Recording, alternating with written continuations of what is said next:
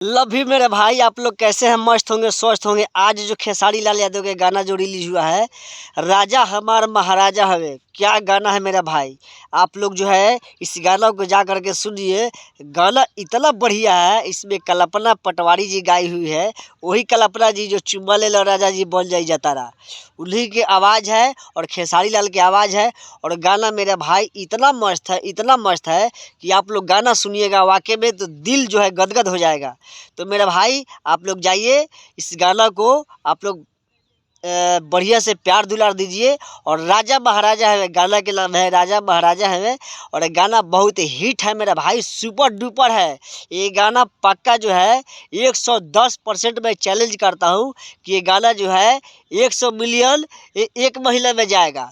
आप लोग कि कैसा गाना लगा ज़रा कमेंट में आप लोग बताएं और गाना को शेयर करें और साथ साथ मेरा चैनल को भी शेयर करें। जय हिंद, जय माता दी।